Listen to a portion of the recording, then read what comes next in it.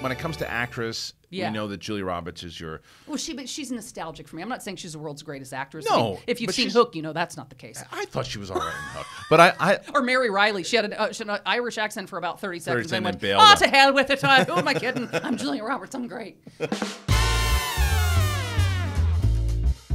Hey, you know what? I'll be honest with you guys. I don't know if this is on the main channel or the podcast channel at this point because we made our announcement about the podcast channel on the good old town hall. So it'll be in the future. So you'll know before I will.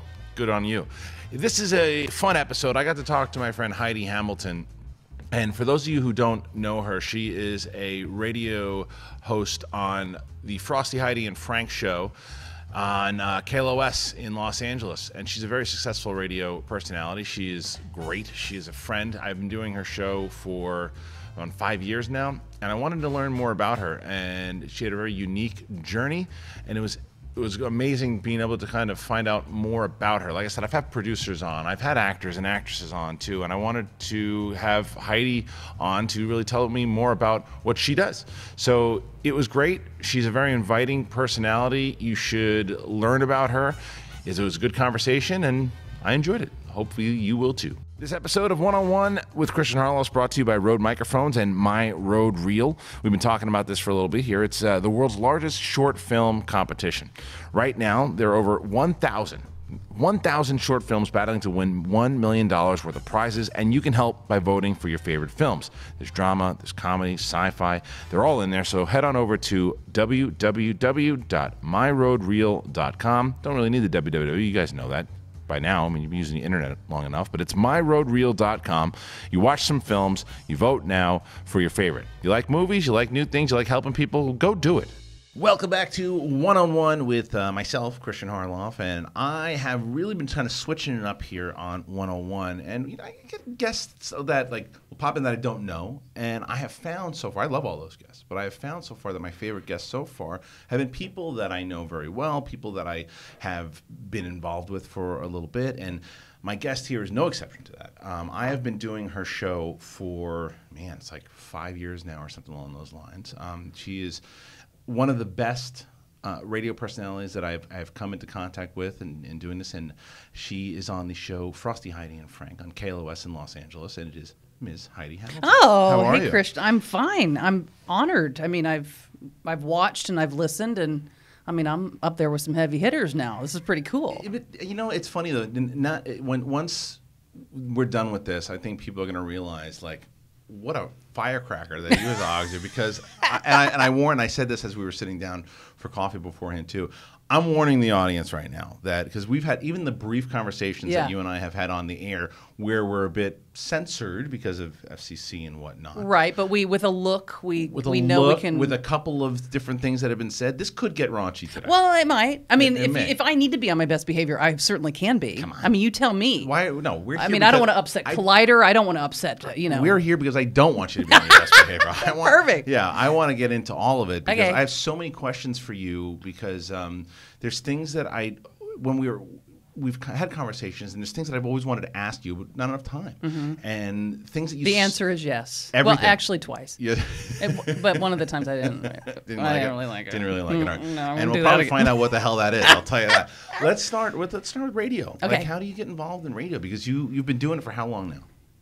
Well, my first radio job was when I was 17, and it was the summer before I was going off to college because I was going to college for broadcast journalism. Okay. Where'd you go to college? University of Cincinnati, College Conservatory of Music. That's one of the, when you say University of Cincinnati, people are like, whoa, it sounds like DeVry. Not to slam DeVry, right, but it was the College Conservatory of Music that had this good football team is not that good. Right. So the College Conservatory of Music had a really good electronic media department, so that's why I decided to go there. But really, I only went to college. I wanted to be an actress. That's what I wanted to do since I was 3 years old. That makes sense. But my mom said, just get a degree, please. Yeah. Then go do whatever you want, but just at least get a degree so that you have that. So I really only went to college for my mom. That was it. But you finished. You did everything. I finished. You finished it all. I got it done, and then so my first radio job was in between my senior year in high school, my freshman year in college. It worked at like a little radio station. I don't even think you could hear it if you left the parking lot of the radio station. It was one of those AM stations. It was just get the chops. Yeah. And so then, and that way I could go to college going, I had a radio job, make myself seem bigger than I was. And so then I went through the electronic media program, and then my senior year of college, I had to do an internship. Now, I thought I would do a TV internship because that's what I was planning on doing. Okay. Like, I'm going to go into television and film, and that's what I So want to do. radio was never the ultimate goal. No. Right. Because you're actress first, and then That's right. figure it out. But in typical fashion, I drug my feet. I was like, oh, that's right. And people were like, where are you interning? And I'm like, oh, crap. Right. I didn't, I don't. And so there was only one thing left. And it was at this country radio station called Y96. Okay. Today's Country, Cincinnati, Ohio. Right. And so I got an internship there, and I was an intern on the morning show. And it was like, this is fun. Like, Yeah. you know, I got to do characters and little voices and stuff. And they called me Heidi the intern. And then it was. I'm so glad I did that because it was like, I did lunch runs. Yeah. I did breakfast runs. I did coffee runs. I washed the van. I did all that stuff. Put in your dues. So that that down the road, I mean, I understand those people who are doing that. I'm like, I've been you, I know, and you know, it's like 20 below zero in downtown Cincinnati. It's freezing cold, and they're like, oh, I want Carl's Jr., I want McDonald's, I want this. Although I don't think we had a Carl's Jr., but they were naming all these restaurants, you know. And so I would do these runs in the freezing cold, and it was like, looking back, I'm so glad I did that because I have such a respect for every aspect of that business. Yeah, you're not a dick. I mean, at least you could be, because there are people. I don't understand people being dicks without fans, without you have nothing. No, but I mean even to your crew, because I mean the thing is that you've been doing this for a while, to where you hear personalities to where like with your reputation of how long you've been doing this, you'd be like, you don't know what you're going to run into. You're like, oh, are they just cool in the air, and then afterwards they don't even talk to you. You're right. I've never seen you like that once. Every single time it's a hug, it's how are you, it's. That's because you smell good. Thank I'm you. like, get over here, you. I know you like that. You smell really good. Okay. That's one thing. Like if you're like, I would be able to. We talked about this morning on the Frosty and Frank show, where it was like, if you're with your partner, you know their smell, right? You could I could blindfold you, put 5 women up, and you know what your wife smells like, right? You know. But I'm not saying I know you that intimately. I'm just saying you have a very unique smell. You smell really good, you know. And there are those people and that's like a big thing for me. And it's a smell memory, and so I always know that you've come to the studio because, like, I haven't seen you yet, but I'm like, Christian's here, Christian's here, and then, you know. Tracking, it's like, well, you're a dog lover, and we'll get into that, too. You're an animal lover in general, you can track it. But, you know, I want to go back to just the discovery of kind of you growing up to where are you from? Batesville, Indiana. From Indiana. They made, in my hometown, it's 5,000 people. There might be 6,000 there now. Right. Do you like how I went Paulie Walnuts on you? Where are you from? Where you from? Yeah, where you from? My hometown, 5,000 people, and the industry there was Hill-Rom Industries. If you watch television or movies, you'll see when people do hospital scenes. Yeah. I always look for the side of the bed because it'll say Hill-Rom. You've seen it, you just don't realize you've seen it. And that was made in my hometown. And that's what they did. They made caskets in hospital beds. That's what everybody does. That's what you do there. Right. And if you don't do that... It's a one-way ticket out, basically. That's it. We're going to get them either way. She's in the hospital or she doesn't make it. We're making money. Or figure it out. making money either way. So, I mean, I had a lovely childhood. It was fine. I was lower middle class, whatever. But I didn't know that. Older brother. Older brother. You get along with 3 years older. No. No. Why not? No. Well, he was a jacket. I mean, there's sibling stuff, but he was just not fun. It wasn't nice to you? No. And he's older. 3 years older. 3 years older. Like picked on you and stuff? Mm-hmm. Yeah, he would. He would clip his toenails and make me eat them. Get the fuck out of here. No. And you and oh wait, here's the thing though. And he like overpower you and and so you knees on the shoulders and then in front of his friends. Loogies. In front of his friends. No, just I mean he did that too. He would do that too. Right. I mean he told it's like Stand By Me with Kiefer Sutherland. It was awful. But you know what? Again, I wouldn't change any of that because it prepared me. Like you can put me in a room with the tough. You know, in our Frosty and Frank show, that room is a tough room. That's a tough room. I mean, it's ball busting. Yeah. Find somebody's weakness, pounce, whatever it is. And so it's like my brother, even though it sucked at the time, totally prepared me. It's like, what you got? That's all you got? I ate toenails. That's awful. That's all you've got is, Heidi, whatever it is. I'm like, right. You're not going to come at me with anything that I haven't already dealt with. Right. So, well, do you guys get along now? Not really. I don't really have anything to do with him. No, he's not my type of people. Okay. Well, the thing with my brother, here's my brother. Yeah. Very funny, very charming. Like most, like I'm not saying he's a con man, but you know how con men, they're like, I'm so surprised he was so charming and good looking. You're like, yeah, that's how he's able to do what he does. So my brother, but you don't know him, right? That's it. Right. And that's what's frustrating. She's like, why are you talking shit about your brother? I mean, he's like the coolest. And I go, yes, my brother is a blast for 2 hours. Right. But don't depend on him. You know him from the bar. I know him, and he is a blast. He's hilarious. I mean, you know. he'll walk in. You got like salami and cheese and crackers and stuff, and he'll go, "Oh man, that looks like some pretty fancy horse doovers." Yeah. And you're just like, hors d'oeuvres. I mean, he's just a hillbilly, like. Oh. So he's not very bright. Well, no, but I think I don't know. Yeah. I don't know. But the thing with him is he is a blast for 2 hours.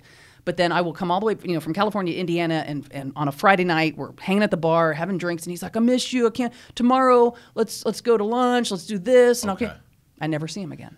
He's one of those. And so he has a son that he did the same thing with. it. Like I'd go back and see my mom, and my nephew would be staying with my mom and dad, and he'd be like, "My dad's coming to pick me up, and we're going to McDonald's," and he's tying his little shoes, and I'm like, "Oh, this mother, he better show up."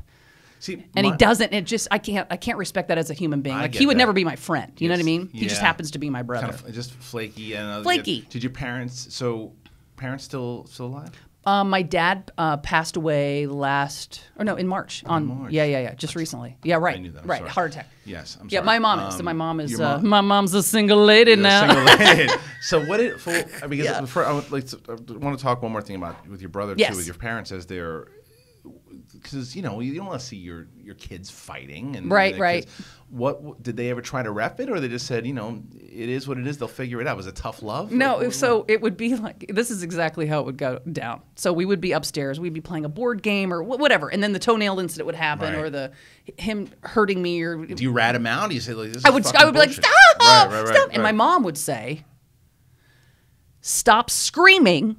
Because you're getting a rise out of him, and that's why he keeps doing it. Right. So then I had to go into that creepy find your happy place. Right. So he could do anything, and I would just be like, no reaction anymore. Staring, and he would come, and I would be watching TV in the one chair that we had, and he would come up and give me the middle knuckle on my head. What's that called? Oh yeah, but not Charlie Horse. But but in my head, and he'd be like, get up. Right. And so, but I learned to just sit there, and I'm like, no, sorry, I'm watching Three's Company. So you're gonna have to find something. And you get bored and go like a cat that's playing with the mouse. If the mouse is alive, that's fun. But the mouse is already dead. The cat's like, meh. Fuck it, I'm out. I'm out of here. I'm gonna go do something else. My dad and my oldest uncle had that, and my dad is like the nicest guy in the world. Yeah. But he holds a grudge. Like in that, and it's very similar to what you're saying. Like my dad and his other two brothers, like. They get along like well, and my dad, he's the most generous guy in the world. My dad has nothing to do with my because of the shit like that. Yeah, it's just like I just don't care. Like I don't. But the reason why I bring that up because my uncle went through some shit, and I think there's some mental stuff as well too. But like, was there anything mental? You're just dumb. I don't. What? I mean, I don't. It's tough because like. He's a boy, I'm a girl, so we had different. My dad wasn't really terribly present, but I didn't need that as much because I'm the girl, so I had the bond with my mom. Like, we'd go shopping and we'd go to lunch, but what did my brother have? Because my dad was like, go to work, come home, go to bed. Oh, your dad was like just work, collar. That's it. Go home, worked in a factory, come home, tired, go to bed. And so it's like my brother would have a baseball game, nobody was there. Oh, so that's gonna fuck with you a little bit. So I try to like go. Well, he had a different experience that I did, and maybe I realized like I didn't necessarily need that. Like I could go and hit the tennis ball against the garage by myself. I'm totally fine being alone. Right. So, but maybe he needed more than. So he wanted attention. Yeah. So like he got attention by me squealing, or he got attention from me going, "Mom." Yeah, it's sad. I get it. I so get it. I mean, as an adult, I try to look and go, maybe he needed to do that because he wanted somebody to pay attention. Yes, but it doesn't mean you need him. I mean, I don't. I get it. I don't need to go to the reunion and. Right, but hug him. And if you run into him at a Thanksgiving or something, it's always fine. It's never ugly. But you're not choosing to talk to him while you're there. You're going to talk to some other old friends. Exactly. Yeah. All right. So now, when you decide that you want to do, like when you're growing up, and what's it like? What's it like in high school? What's it like were you a popular kid? Were you the geeky kid? What kind of kid were you growing up? Well, I was a bit of a late bloomer. So I was the kid who was friends with everybody. In my high school, there were the farmers, the jocks, the preps, and the nerds. And it sounds like Breakfast Club. Yeah, but it really kind of was that way. And I was friends with everybody. Yeah. So it would be like, oh, you parked in the farmer parking lot. I'm like, I just parked. My class is right. It's the I'm a utility knife, bitches. Right. Exactly. And to this day, that's how I feel. I'm a utility player. I'm like, what do we need? What do you need? I'm kind of proud about that. And so I was a jock. Mm-hmm. I was also in theater. What'd you play? I was volleyball, tennis, basketball. Okay. So I had those sports friends, but I was also in theater. Right. So I had those people, and I kind of hung out with everybody. But I mean, I didn't get asked to prom. No. No. Which is crazy because if you're watching, you know. If you're not, Heidi's a very sexy, beautiful woman. Oh. And you know you are. I hope the lighting's okay in here. Stop it. I You know don't you know. are. And I think that the thing is too. You don't. I mean, sometimes you could see where I don't stereotype, but like sometimes, and I'm sure you must have run into this. And in radio, sometimes too, you show up looking the way you do. You can't be on radio. Yeah. You should be on. And then you hear your voice, and you're like one of the best. And it's like, all right, well, I'm going to shut the fuck up now. Oh. The stereotype Thank you. is gone. No, but I mean, like, Yeah.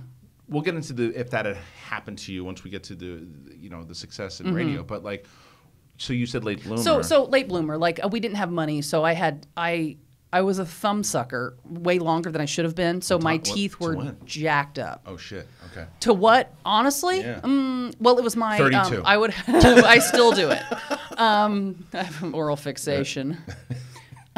We'll get into that as well. Yeah. No, it was my comfort. So my mom said when I was born, both of my thumbs were like cat white because I sucked. shit, So I was, right. I mean, from the time I was little, and it was my comfort. Like I learned later on in life, I have, panic and anxiety attacks, but when you're a kid, you don't know what that is. You're just like freaking out, Yeah. your heart's racing, but I would suck my thumb and I would comfort myself, you know?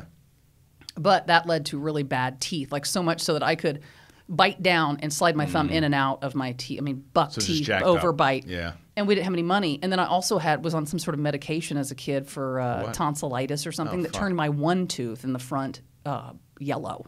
Oh shit. So You were I was fucked like up. corn then. tooth, Yeah. and then Oh, it started shit. to chip. Yeah. Okay. So I didn't have any money. So until I could get a part-time job, and I think it was the summer before my senior year in high school. Oh wow, you went through all high school like That's this. right. Oh shit. So Yeah. so were you And then I was able to get braces put on, and I just did a payment plan, whatever it was, $100 a you. month. That's awesome. Until I paid them off. Pretty But responsible even back then, huh? I wanted my teeth fixed because I was like, how am I going to be the next Julia Roberts? Right. With a corn tooth. And I was going And to ask buck you, yeah, right. That's a tough putt. And Yeah. so because you're like you said, because you were a Obsessed jock with and movies, everything, obsessed with so movies all and that television. stuff though. But so were you able to avoid bullying and stuff too? Oh no, You weren't able to. but I think I mean that's but hard. I mean, it's- from the it's- description alone, Right. I mean, I that's had tough. I had no breasts. Oh, which is Those not the these are case anymore. aftermarket. Right, These are okay. aftermarket, Oh, Christian. I didn't yeah. know that. Yeah. Oh, all Aftermarket. right. Okay. So this isn't Good market. this isn't factory original. So I had no. So they called me the human ironing board. The ironing board, and then the teeth thing. But what I learned to do is I would imitate people. I would imitate teachers, or and I would get a laugh. laughs. It's that old what I did too. story. It's like, you know what?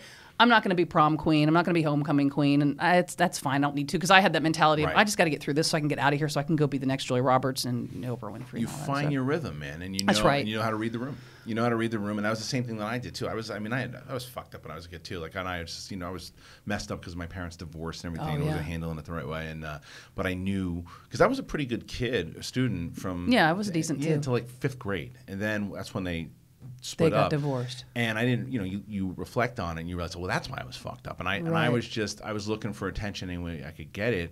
And I realized the best stuff that I could do was through laughs, and Right. whether it was the super immature stuff of just Rick getting a fart off in the middle of the One of back my end. favorite things you do. And but like, or whatever it was, coming up with the joke, I would get in trouble all the time.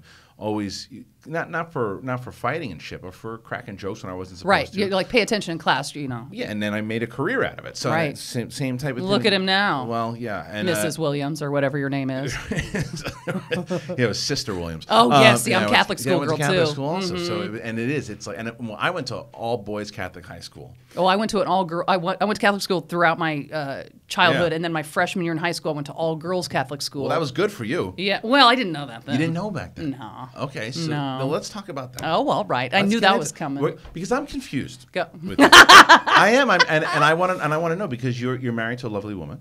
Yeah. You this is, and you are, and it's not just a bit when we're on, like, you talk about men and women in a way that it doesn't seem like a bit. Are you like? Were you always? Did you have boyfriends? I had a boyfriend. I had boyfriend. I had a serious boyfriend.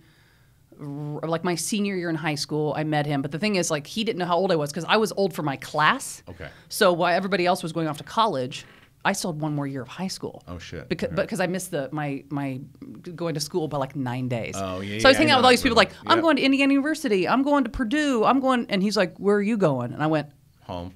uh oh. Yeah. But I was like trying to be like, oh, worldly. Right, I'm like, right. yeah, I'm still trying to decide. So I kind of lied a little bit Okay. about how old I was because I was only 17 And you wanted to get this too. and he was 22. Oh shit. Yeah. Hey man. Yeah. Look, But we didn't do anything until, I mean, we, When you made were a little 18. made out. When you were 18. 9 days before my 18th birthday, That's I when it- decided to give him my flower. and is that when you also realized I don't like this? No, I was with him for 4.5 You were years. 4.5 years. He's a wonderful guy, like one of the Okay. best guys to this day. Like just, And you guys are still cool. I haven't seen him in a long time, but Right. But last time you talked, it's like you said, you just.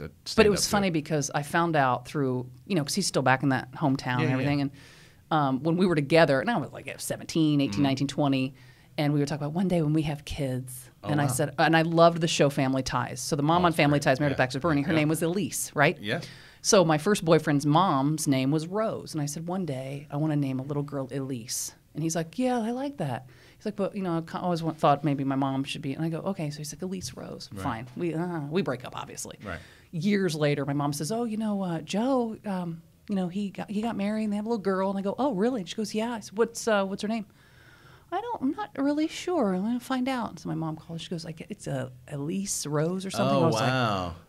He took it. he took it. took It's it. fine. That's I all right. don't have a daughter, so it's like Right. might let the name He took it. get used. But no, really, really great guy. I was with him for 4.5 years, and 4.5 But it was years. like looking back, because I'm in such a small town. Looking back, I realized, wow, I had a major crush on my volleyball coach. I was 15. She was she was probably 24, like just So you're just out of 15, college. and you don't know what's going on. I don't know there. what's going on, but Right. like my heart is flying out of my Right. chest when I'm around her, and I'm Yeah. like that. Do you need any? I can help after. Or So do you help think it's like before. inspiring stuff, like because you're 15 years old and you're trying to figure out, and it's a different time from when you're 15 to today when you're 15, and even it's still And in a small town. and in a small town. So I even was like, more I'm so. feeling things, but I have no reference point. I Right. don't know. I mean, the only thing I ever heard, like, we played Smear the Queer. Okay. So that's Right. all I knew. Right. And then So it it's would be bad. like, It was- you're yeah, gay. That's so gay. Right. You be queer bait. So that's the only thing I knew, but I didn't realize. And I mean, I went all through college without being with anybody. And you said with no one. Yeah, after Jonah. Yeah, no. So that was it because you were.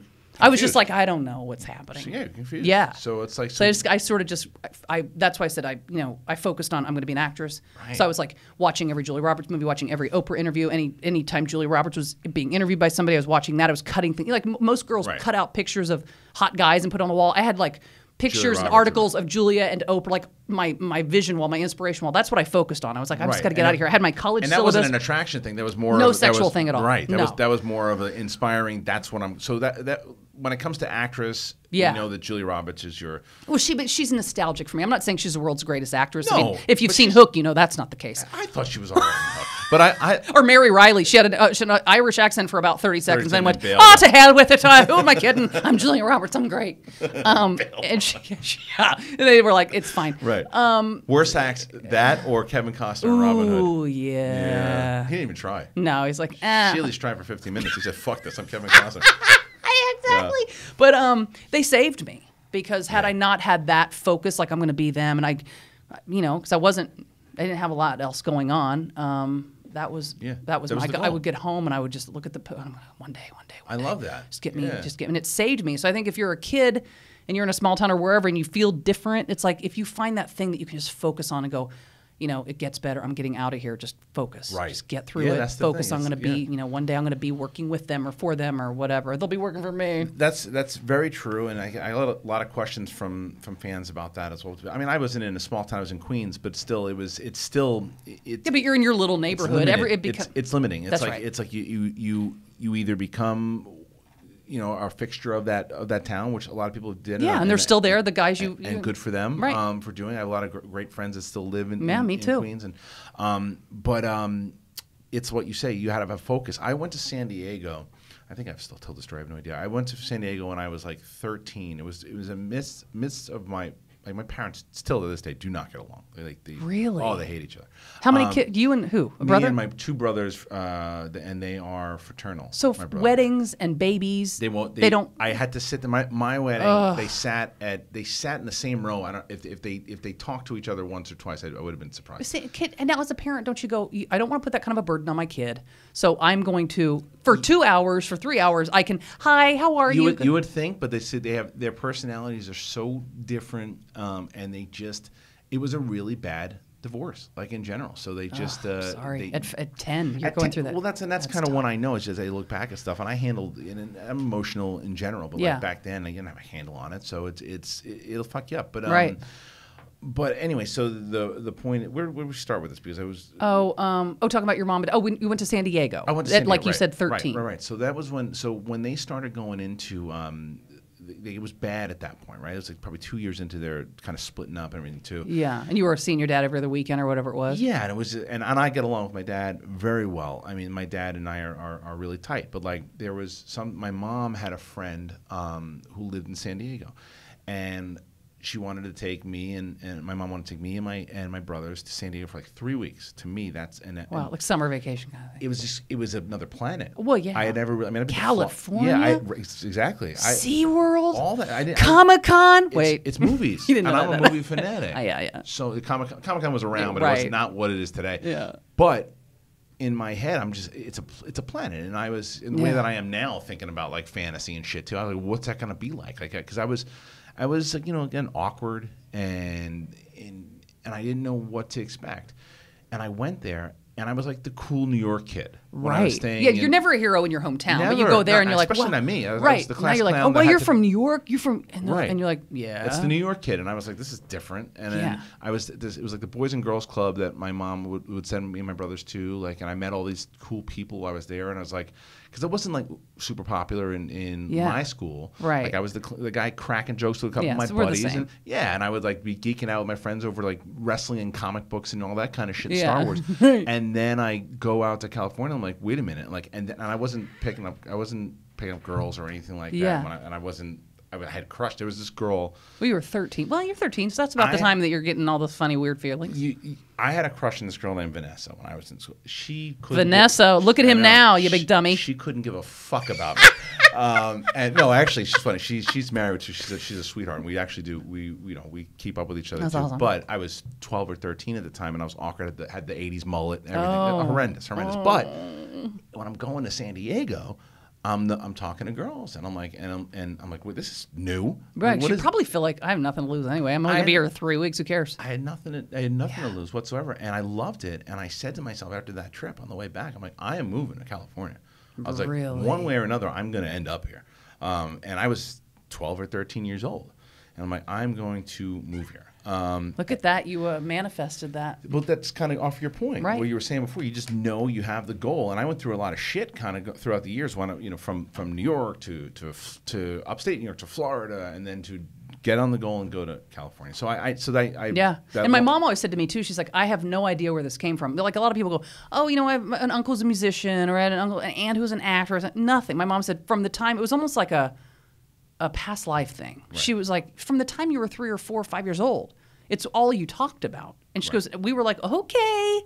And I was so focused even at that, always wanting to perform. And I'm sure it's foreign to them. It's foreign they're to like, them. okay, what are you gonna do? Yeah. And I mean, she just was like, I don't know where it came from. But Right. I was like, persisted. Like, that's what I'm doing. So my mother would say the same thing. She listens to my interviews and stuff now too, and she's been. Hi, Mom. Yeah, and I think she is now. I mean, it's funny because she for a long time. What do you do? And that's not even. I'm talking maybe like. Do you have a 401k? Something like this. Like, do you work in a corporate? I know that you do the microphone stuff and on the camera, but I mean, what do you do? That's hilarious. But she started to use Twitter. And really, when she started using Twitter, my mom out of the what a hip mom. My father-in-law, my mother-in-law, my dad, and my mother. My mother is definitely the most computer savvy for sure. She always has been. She's on Facebook and Twitter, and she's not like an expert. Yeah, but she's 70 years old or 60 something. Yeah, and God, she's listening. You tell me. Don't tell people my age. She would fight a camera if you. Like, that is hilarious. Every picture I take, she's a very pretty woman, and like every time you take a picture of her, I look terrible. Don't post that. Oh, my mom won't smile in any picture. I'm like, you look like you're taking an old timey Western photo. Like my mom is like, we'll be talking, laughing, having a good time. The second like a camera, she'll either not smile, right, or she'll just like wave like a psycho. And I'm like, what are you doing? Why are you all stiff? You feel awkward. And the same thing. But my mother now, she knows kind of more of what I do and understand she's listening, but that's how she started listening through Twitter. Like she would see links and stuff and then too. it's just easy for her. She can click it. Yeah, she started listening to it. So that was kind of cool to do that. But anyway, so going back, I want to jump back towards a couple of things that you said through. So college now, you date this dude for 4 years. Yeah, and so I'm still with him when I go off to college, but he's back in Indiana. You know, he's got a job. So on the weekends, instead of getting involved in the college life, which I probably should have done a little bit of. No partying? Not really. No. I'd wrap my class. I think I had one class on a Friday morning, and you know I was done at 10:20. And I would just be on Friday at like 10:20. I'm heading back to Indiana, and I spend the week because we have friends there and stuff. And I would just be with him, and he had his family had this like A-frame house, and he was living in it, and it was like on 80 acres, and there was a pond, and it's like we had a dog together, and I would So 4 years though with this guy, right? Yeah. And then crushes on the volleyball coach. Mm-hmm. That was in high school, yeah. That was only looking back. But it carries over. But it carries over a bit. Because then I went to college, and I started working in radio, and there was a producer, very butch woman. I'm not. That's not who I'm attracted to now. Like where you're like, is that a guy? Right. But when you're a baby lesbian or baby gay or DOT. A bae? You're going. That's like a baby step into like it's easier because you're like, okay, you're a girl, but you kind of still look like a guy. But and she just showed me a lot of attention. So maybe she could tell. Her gaydar was like, this girl. Right. But I didn't know. She was already like openly But she, oh, you would. Right, there's one of those, no denying. How's it going? Yeah. Right. But she, and thankfully for her, because she also saw talent. She would kind of fight for me. She's like, we should bring her in. That's She's awesome. good. She's good at this. Now, did she have an ulterior motive? Maybe, but she was still she going. didn't You should try? bring her in.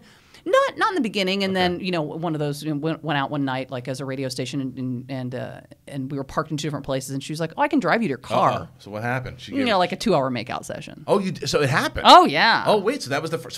So something did happen in college. Yeah. Well, I guess it was. That happens. Yeah. So so that's the first. So that's the first encounter. Mm-hmm. Okay. And I freaked. You freaked out because you enjoyed it. Yeah. I mean, I was like, "What?" And that's all that happened. Like literally, like that uncomfortable making that's out where you're like that's in the 2 front. hours, I'm in though. the passenger seat of a car, Right. and like she kind of like leans she went to for it. give me a hug, like okay, bye. Yeah. And I was like bye, and then she started, and I was like, well, I guess we're gonna go with this. And maybe it was like in my brain, like I was more open. It's like I'm an actress. I should have all kinds of experiences, Right. whatever. So you weren't convinced yet that was you were just kind of. I was freaking out. So then I called out. this. It's funny. I just told the story recently on Frosty Ham Frank. Where I had this guy friend who I knew had a crush on me. Okay. And we went to college together, and it was probably, I'd known him since freshman year, and this was, I guess, senior year. I was about ready to leave college. And I knew he had a crush on me. I never did anything about it. And so after I had this makeout session with this girl who I was working at the radio station with, I had called him the following day, and I said, hey, I'm making dinner if you want to come over. And he's like, okay, cool. What time? Right. And I go, oh, like 6. And then I called him again and said, oh, by the way, I'm going to be in the back. So the front door's open, so just come in. Because I put on this like cute little outfit, but I didn't want to answer the door on that. And I didn't. I wasn't making dinner. I was back in my little bedroom, and he walks in, and I'm like, I'm back here. And he's like, okay. Like, this guy had been in my apartment before. We would run together, like running partners, and great guy. I think he went on to become a police officer. And you knew he wanted a piece. I always knew he had a crush on me. So I was like, okay, well, I can call him. And he came over, and we started kissing and stuff. And then, this is awful to say, but like it literally lasted 1 second. Because you knew. No, we did it. Oh, like, wait, you guys you had sex, and it was just, I mean, it was literally like. And I went, funny that. Yes. And then I felt like, why did I do that? Because then it ruined the friend. Like, I never saw him again. Because it was awkward. Yeah, because it's awkward after that, too, because he just. I'm just like, look, I'm not a girl who needs a long time. Thank God, and I'm wired pretty okay, where I'm like, I can get this done. It's not going to be a big chunk of your day. But still. But this was, I had that great makeout session, but it freaked me out. So then I called my friend. We kissed. That was fine. And then he puts a condom on. Yeah. It literally lasts 1 second. Okay. And so then it's just awkward. I don't know what to say. Like, was it because he was so excited to be with you? Because it was, he had that big crush on you? I don't know. Could never even talk about it because he was so, awkward. No, that was it. I was like, you should go. And he's like, yeah. Poor fucker. I know. And he was the nicest sucked. Right. guy. I think he went to the Air Force and became a police officer or something. Like, Kid got excited. I know. Yeah, I mean, kind of flattered, but then that was it. I was just like, meh. So it was okay. So was that the last dude? Yeah. That was the last dude ever. There are guys that I tell that story to, like, oh, come on, he can't be the last one. Put me in. He stamped it down. But it wasn't him. I mean, it was what it was. It was you able to realize that you had a lot more fun making out with a woman in the car for 2 hours than you did with. I did love, like, I think for me, I remember because I was a kissy slut, as they say. I mean, I kissed everybody. Oh my god. Oh. Right. Never went any further. So it was always like the tease, you know. They were like, "Oh God," and I probably gave the wrong message to a lot of guys where I'm kissing you so deep and passionately, and then you try other things. I'm like, nope, nope, nope. I'm like, I'm like Ralph Macchio and Karate Kid. Whoa, paint the fence. That's not happening. So, but not my fence. But yeah, wax your own floor. You're not bothering mine. So. But I kissed a lot of guys. But I remember kissing the woman for the first time, and it's like stubble. No, it was all smooth. And I was like, wow. And you love that. Yeah. Yeah. See. Okay. That was pretty great. Well, then that answers my question though. The one that I was because like you can obviously you can joke on air about whether it's dudes or any sex in general too, but that's also you're a sexual person, but it doesn't have to. But it's with women. Yeah, and I think it's funny because then certain people will go, well, you don't like it. No, I can like I think you're an extremely good looking guy. Thank you. In a different universe. You're totally my type of guy. Okay. Because you're good looking, but you're not the guy that knows he's good looking because that's annoying. And but you're goofy and you're you're goofy. You're goofy and you're funny, which that's a must. Like.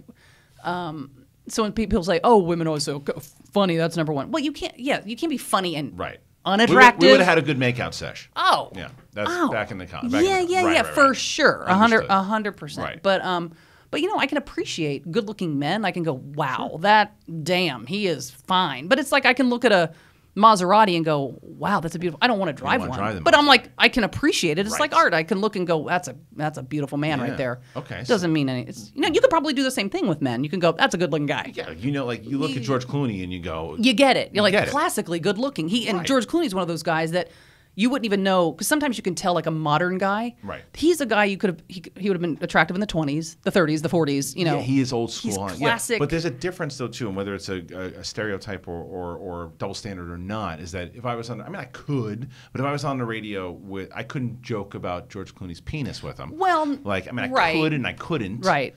But it's like, but it's different because you can. But I wouldn't joke about George Clooney's penis with George Clooney either. If you met him and you started a vibe, you might be able to. You'd be. I think you would, because that's who you are. Like you're able to do that, and I think that. But again, I think it's being in a room with those. I'm in a room with men all day long, and it's like I got to be able to hang. I can't be like. Oh, you guys, it's like that wrong room. No. I'm the girl who can. I can hang with anybody. I don't. I'm not going to get offended. Right. I get it. Even if you're like, whatever, dyke. Now some girls are like, right.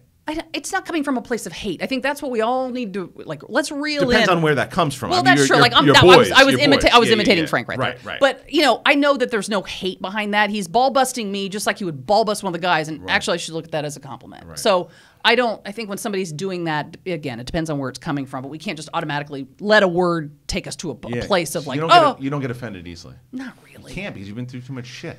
I'm not going to be offended. I think there's stuff to get worked up about, and I get more worked up for other people than I do myself. I get worked up for, if somebody's mean to an animal, I will go to jail. Of course. You can be mean to me. It's not my favorite thing, but it's like, okay. They can't defend themselves. That's right. The voiceless, and I would have an easier time going in and complaining for another person than I would myself. I'm like, that's fine. I'll deal with it, but I'll speak up for other people. But I'm fine. I can take it. All right. Plus, I don't like confrontation. I hate confrontation. Do you? You've never been. But I'm working on that, because sometimes because it comes from being a kid, because I would run and hide. Right. And you'd eat the toenails. You wouldn't make someone eat the toenails. Right. Right. And it's like, but I would run and hide, like if there was confrontation, and then I would wait till somebody came and found me. My mom would go, "Where have you been?" Right. If I got stressed out or she yelled at me. So never arguing and stuff too, or it's not your thing. No, my mom's a fighter. My dad never was, and so that would piss my mom off, because she would start to go, and my dad would just put his coat on and he'd leave, and then I'd hear her crying like. he doesn't even respect me enough to stand and like have a, you know. He didn't want to talk it out. No. Yeah, he didn't. His feelings weren't. But that's not good. And so in a relationship, it's like, but I'm also not the one that's going to keep going. I'm not going to keep up. I've said what I said. You said what you said. I'm not going to stand in the kitchen and keep saying that. I don't think you're trying to get confrontational with me. Yeah, I am. See, but I think there's a difference, though. I don't think it's confrontational that it's a good thing. I think that being able to talk your feelings out is a good thing, because there are some people who just want to fight to fucking scream and yell. I can't do that. I know people that are just like, it's like, hey, you know, that pink ice cream you're eating is pink. No, it's not. Right. It's like more of a red. It's like it's fucking pink. See, I don't care. Even when I know I'm right, like I'll be in a conversation with somebody and something so stupid and simple where I'll go, yeah, I think there were like 9 episodes of that, and maybe we've all had drinks, and a friend will go, 7. Right. No, and I go, cool, 7. I know. Right. I know 9. I'll just go, I could have sworn it was 9. Maybe you're right. Knowing. Now, there are other people who are like, 9. Right. Well, not. And I'm like, oh my God, I don't care. Right. I don't, it's that kind of stuff. I don't give a shit. I don't get into that with people. It's not enough to make me upset going home going, hey, fucking 9. And she was like 7 and she wouldn't let it go. No, you and I'm went like, back to your wine and go fuck yourself. I don't care. Yeah. She'll find out when she only watched 7 episodes that there were, oh shit, there's 2 more. And she's probably shit-faced anyway. Doesn't remember it. Yeah. All right, so there's so much to talk to you about. I know. Because as we go into, I kind of love the story about the dude who's just like, and then you're like, fuck this. I don't want to blame him, but it was a self-realization. Mentally, it was a fuck this. It was because, just like you said, because the night before or whatever, I think this makeout session was with like on a Saturday night. Yeah. We all went out as a radio station, and then Sunday afternoon, I think I called him and was like, "You want to come over? I'm making dinner." So does the confusion start to go away then after that, and it starts to kind of more manifest into, no, this is who I am. Yeah. Yeah. Right. Yeah. Then I started to sort of look at everything differently, and then going, oh, because I mean, I did fantasize. This is all looking back. Like in the moment, you're just like, what? But I remember one night the guy, Joe, who I was seeing, and he was on top of me, we were having sex, and I realized that I started, and this is so bad to do, but I closed my eyes and there was a girl that I had seen earlier in the day, and she had really big boobs. I'm not really into big boobs necessarily, but she had really big boobs, and I closed my eyes and I was picturing that she was on top, and her boobs were in my face, and I was like playing with them. And you didn't know right then and then? I was just like, what? But I know. But it's that thing. Like, why did I think of that? I'm with a girl, and I'm like, oh, I wish these were balls. Like, but wouldn't it freak you out if you went, why did I have that thought? And like that got me excited. That would scare you a little bit. But I'd start to kind of, I think they'll start to go, wait a minute, there's something. I mean, scare. This was towards the end of the relationship with him, where I'm like, okay, so then that kind of leads into the makeouts. That's why you got that's there. right. Where I'm like, oh, okay, this could be fun. And so you're in college though now, and now it's because obviously in high school there's all these kind of people are.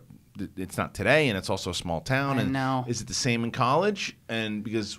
Like, yeah. When are you able to go, I'm going to not only pursue everything inside of me right now and all these feelings I have, but my career as well, and get the fuck out of here and go to California?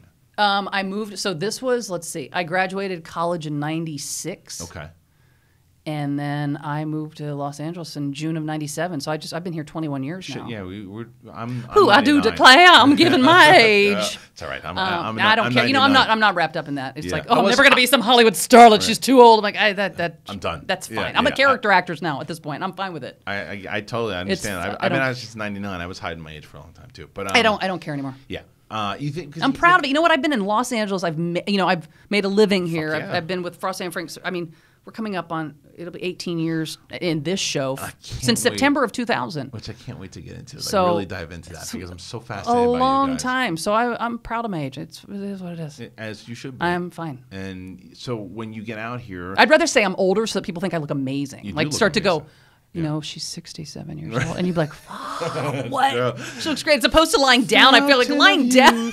Yeah. I never understood women who lie down because then it's like, you kind of don't look that great for 29. You're like, a little road hard and put away wet. So it's like, go, ladies, let's start telling people we're like in our 60s when you're in your, and then they start to destroy their face with surgeries and shit. I know. But it's hard, especially like I do the Dish Nation entertainment TV show, and I can feel real cute, and then the TV show comes on, I'm like, ugh, I feel I look heavier. Because people see me in person, they'll go, you look so much thinner because you look kind of heavy on TV. And I'm like, I know they try to compliment me, but I'm in the grocery store. Right. And it's like, thanks. Right. So it's, it's hard, and I get, in Los Angeles and people in the entertainment industry, how you feel one way when you look in the mirror, and then you see yourself on screen and go, oh God, and that's how these women go. I got to do fillers and Botox, all that stuff. Sure. I mean, I get it.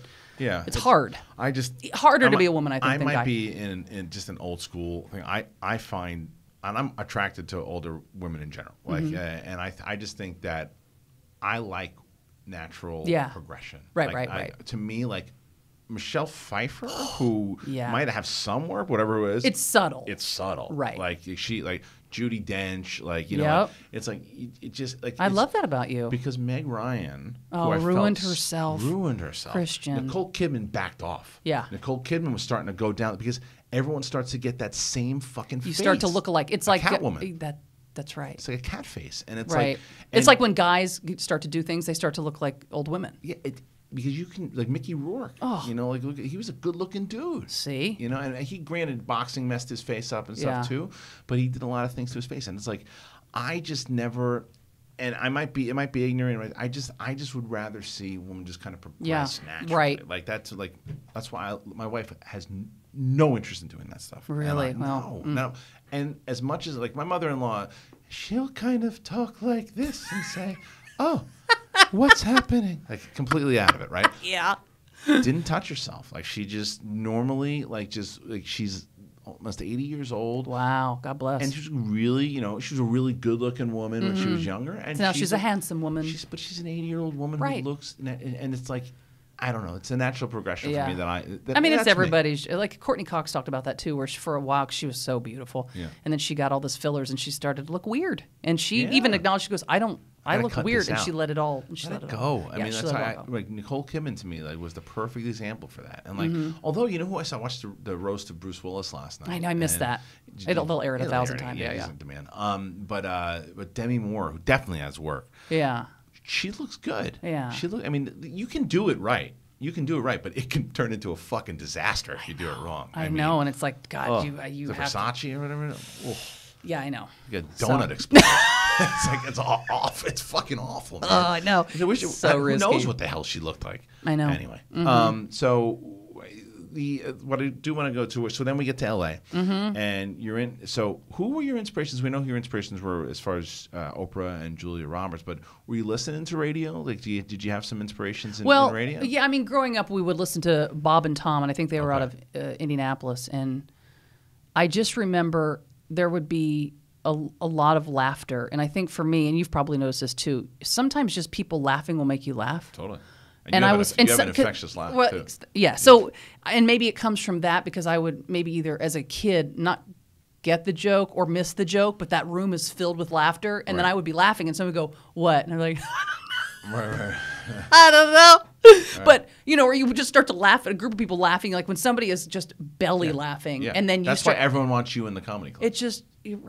I'm a good laugher. Yeah. I'm not an easy laugher. Like I'm not just laughing for the sake of it. But I let loose, and I think listening to radio like that, I'm like, I want to just laugh and have a good time. Right. I want to be that's goofy. What I'm saying. That laugh when you're laugh, because it's not just you're not just laughing at shoes. It's like you laugh at the joke. Yeah. But when that infectious laugh is in the crowd, like you're talking about, it makes everyone else, and it's like, it's a rhythm. It's like music, and that's what people don't realize when they're doing stand-up. It's like you've got to read the energy in the room. So, and same way with whether it's in front of a whole crowd. You guys do live shows all the time, so So when you're in that rhythm, and Frank will say something, and you're like, okay, I know to hit now, boom, and then you hit because the rhythm's here. You wait for that laugh, it does, and then if that one person is in the audience who really gets it, the laugh gets louder. Yeah, and I think too, it's like when we have a guest on. I mean, it's so important because let's say you're a movie actor, TV actor, and you're coming onto a radio show. Number one, that's not your thing. That's not what you do. Right. You're probably up earlier than you don't necessarily want to be there, but you got to promote your thing. And they're telling a story. I mean, eye contact and then actually genuinely laughing at a story they're telling. All of a sudden, I can see somebody's confidence go, oh, okay, yeah, and then now they're free to tell more because it's like, oh, now I feel like the room lightened up as opposed to if I wasn't there. And I'm not taking anything away from Frosty and Frank, but that. It's like, wow, she's laughing. There's laughter, and all of a sudden they lighten up, and then they open up, and it's like, wow, this room is a blast. And then when they leave, and they go, and the publicist will say, oh my God, he just said that was the most fun he's ever had. Right. And I'm like, that's the biggest compliment when they go, oh my God, that was just we've never seen him like that. He was, Well, that's why you guys are successful because the thing is, a lot of times whether it's radio or acting or anything in Yeah. general is that sometimes people's egos get the best of them. Right. And they'll be in there, it's like, well, this is called the Frosty, Heidi, and Frank show, bitches. So Yeah. I don't care what movie you're in. It's my show, and I'm gonna make Yeah. it look like mine. And let's see if you can hang with me. And that's the wrong approach. Totally wrong approach. And lot of our, people do our it. philosophy with Frank and Frosty, I mean, I don't want to speak for them, but I think I can in this case. If Christian Harloff comes on our show and you're funny, I'm funny by association because people will go, oh my God, the show is hilarious this morning. I may not have said anything funny, but all of a sudden I'm funny by association because you were on and we're all laughing. Right. And they're like, oh my God, the show is hilarious this morning. Right. I don't care who's funny. And I think that they feel that way too. It's like, no, as long as the show's light and Comedians fun, do that though. funny. Comedians get. I'm sure if you've ever had two comedians on the same time, which you probably haven't, because I have two pit bulls in the room. But it's like, but if you had, and now I got all the pit bull people mad at me. But you know what I mean? It's like it's having like two aggressive dogs in the same thing. You could go with Chihuahua. Whatever. I mean, two aggressive Chihuahuas in the room. But the point is that I'm funnier than you. I'm funny. It's one of the reasons I got out of it, because like I used to go to this barbecue. Just lay back and enjoy. It's in the DNA of a comedian, and I can't fault any comedian for it. It's what makes comedians comedians. When I used to go to this barbecue great comedian, my friend Sean Pulaski, and she used to have these great barbecues and parties for 4th of July, and stories that I'll never tell my wife. I got you. Yeah, but they were great parties. but the point is that every time I had conversations with any comedians, it wasn't like this. Yeah. It was like, I'm telling a joke right now. Boom, you might boom. not know Yeah, it. And yeah. then no. And there's pockets of comedians, and it's boom, boom, boom. You're like, you're interrupting. I'm like, Yeah, and I'm talking about big comedians that you see Yeah. all the time. Now, this is because we all kind of came up together, and it was always, and it's not because they were trying to do it. It's just in the DNA. just in there. It's Well, just I'll part of notice it's funny because and I'm sure you know this. Yeah. Some comedians are hilarious on stage, Yeah. but it doesn't translate to coming onto a radio show because when you come onto our show, you're not doing your act. No, you can do it's some. report. I mean, if I've seen your act, I might go, "Oh my God, how's your wife?" and blah blah blah, and then I know that you're going to be able to go into that joke. But for the most part, like, you got to come on and just hang with whatever we're talking about. Right. And some comedians can't do that. They're like, no, and you interrupt their flow, and it's like, no, we're talking about a whole thing, and then there are others that can come in and they're just funny with whatever. Whatever we're talking about, they sit down and they talk about it with us. And those are my favorite. And I bet you the ones who do the best are those comedians of like podcasts and stuff too. And That's right. But that's what the podcasting boom over the last like 10 years has done for comedians, because every comedian, a lot of them have Right. podcasting. It's a great way to promote. Well, it's also becoming more familiar being able to do this. I mean, I know that I've gotten a lot stronger, like just in general. From being with you guys, being able to hang, because you fuckers are funny. Oh, thank you. No, it's true, because of what you were talking about, it's not just because you're not trying to do the one-liners. No. You're just I mean, but listen, we were there for three and a half hours. I Right. mean, Every it's day. not a 10-minute spot. No. Once a week 5 or days a even week. every day. Yeah. We got pace, and it's got to all just sort of be Right. conversation. We don't talk to each other beforehand. Like, That's smart. We just don't. We don't Yeah. waste it. Like, Yeah. it's like, I don't tell the story this and this and this when we get on the air, and I've kind of shot my wad. Like, Right. we want it to be, I might give you, hey, remind me to tell you a story about my car this weekend. Right. And that's all. He's like, what happened with your car this week? And then they're Right. hearing the or story you for talk the to first time. Eric, your producer, and say, remind And me. kind of of, that. this is what's happening. But Sure. as far as Frank and Frosty, we don't. I mean, some people have come into the room before, and we're all just sitting there, and they'll go, "Are they Fighting. mad?" Right. And it's like, no, this is what we've done for each. He was like, "I'll tell you on the air." Yeah. I'll tell you on the air. Smart. Yeah, we keep it fresh. When you're doing it 5 days a week, you have to. You have to. Yeah. All Right. right. So first, as we kind of get going back into our Yeah. DeLorean here, and It's like one of those movies where it's like, I love it. the- Yeah, I love it because it's like it's like you hear Heidi at 14 now. Heidi current day. 2000.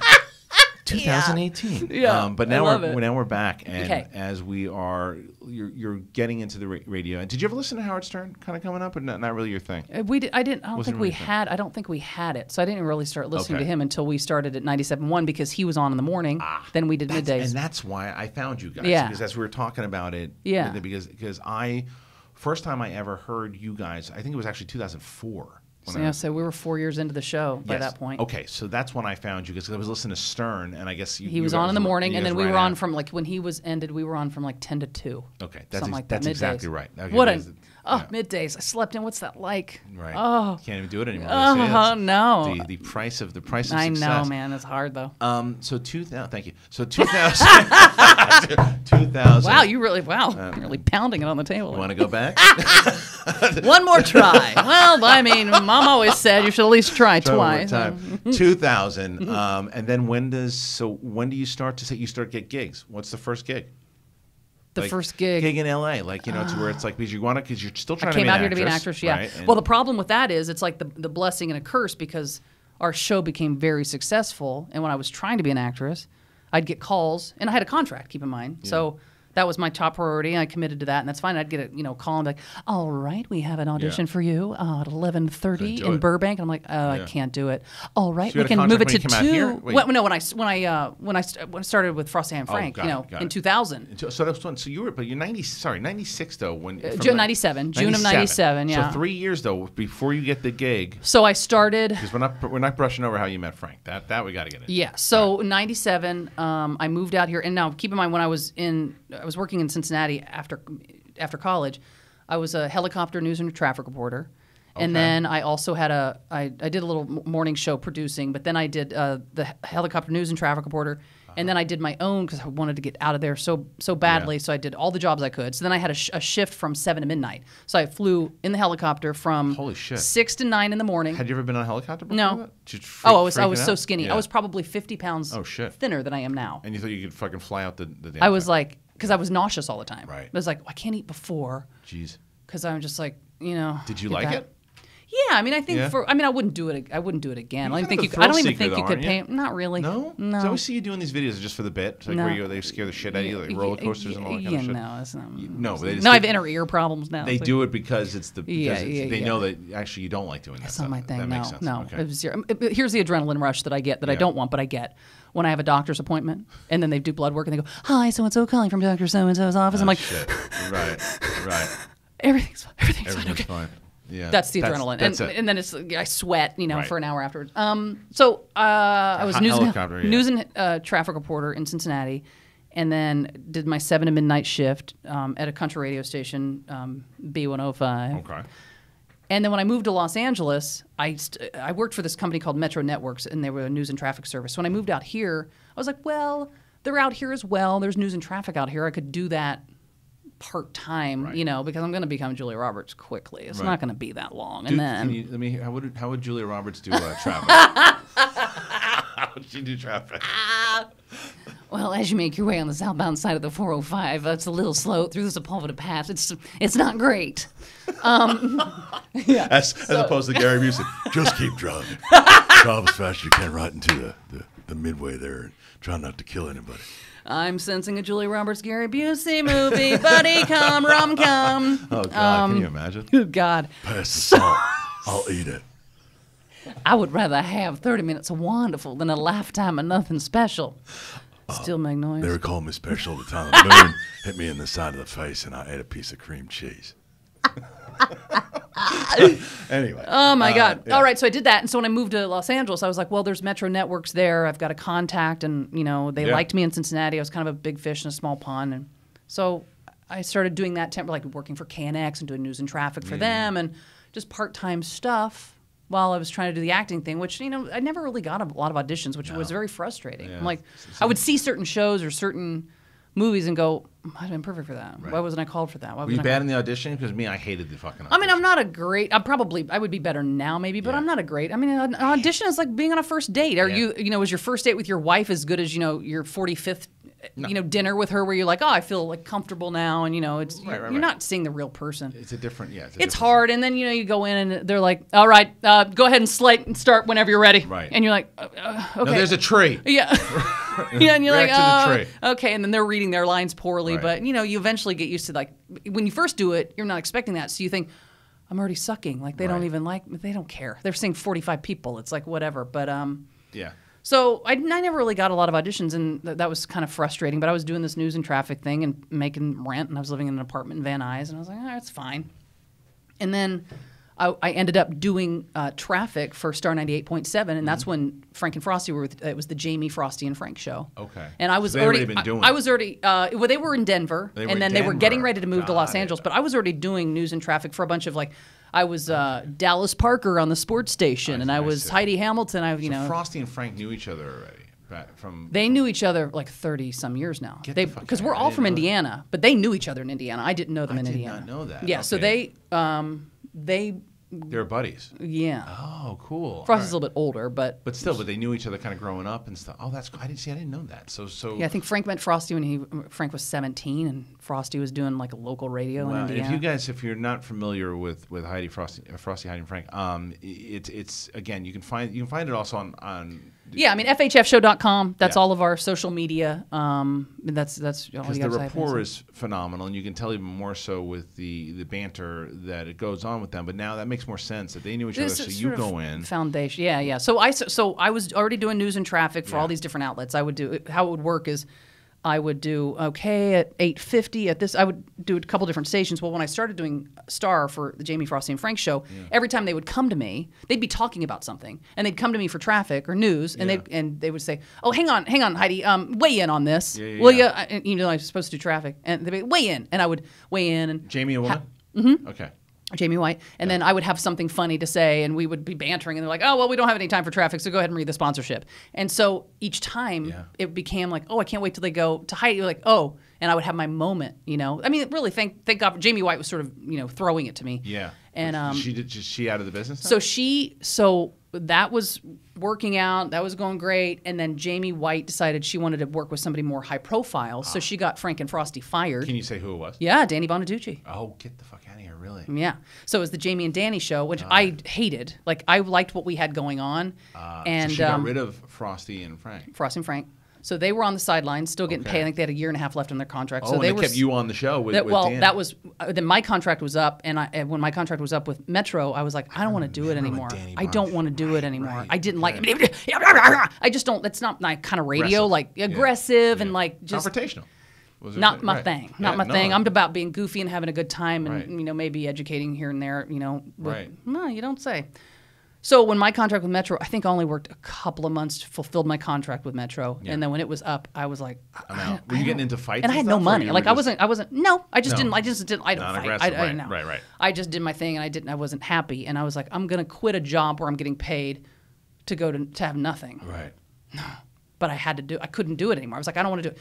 So then I was on the sideline, and then Frank and Frosty's like, hey, you know, when we can work again, if we get a gig, like, would you be our third? And I go, yeah, but I don't think anything of it. Like, Frosty took me out to coffee and goes, hey, you know, we're thinking, you know, if we get picked up somewhere, would you be? And I was like, yeah, of course. Right. Thought it's Hollywood bullshit. Right, It's like, oh, right. yeah, sure, I'll call you. Right. And then sure enough, they were like, yeah, we got a 97.1 is KLSX is looking at us, so they want us to go in and do an audition show, Yeah. like 2 a.m, just to see what it was like. Yeah. So at 2 a.m, we all sat down and did, I think, a 2-hour test show or something. Right. And that was on a Friday night into Saturday morning, and then I got a call on Monday. They were like, they want us. Yeah. And I was like, oh.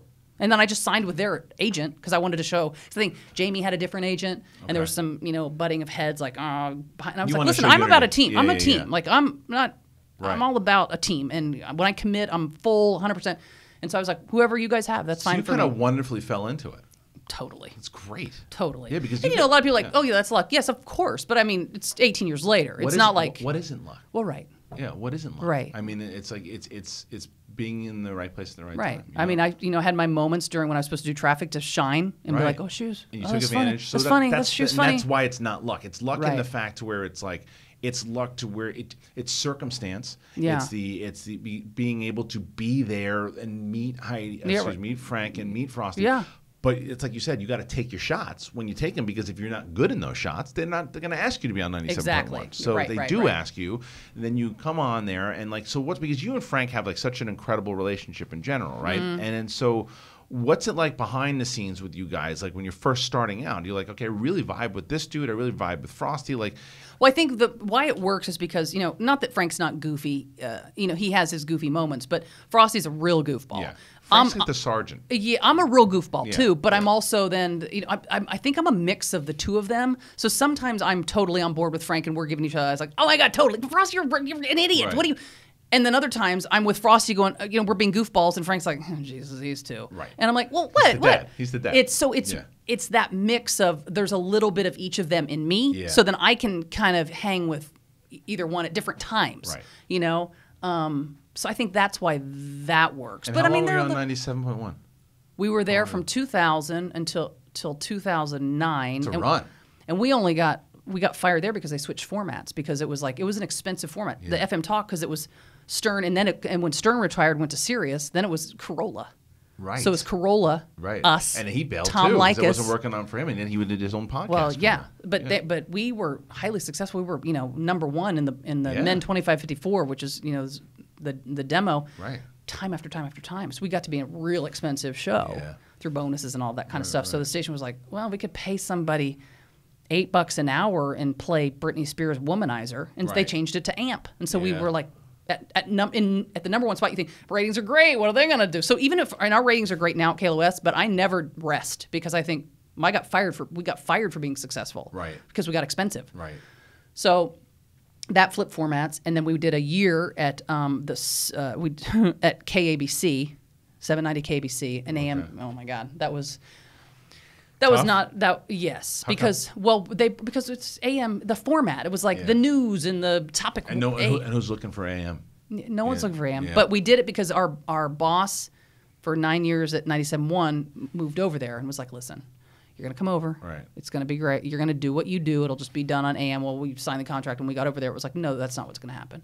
So we were trying to round peg, square hole, and I think Frosty loved it. He was like, oh, we get to talk about serious stuff and the politics. And I was like, kill me, shoot me, strangle me, light me on fire. So you're miserable.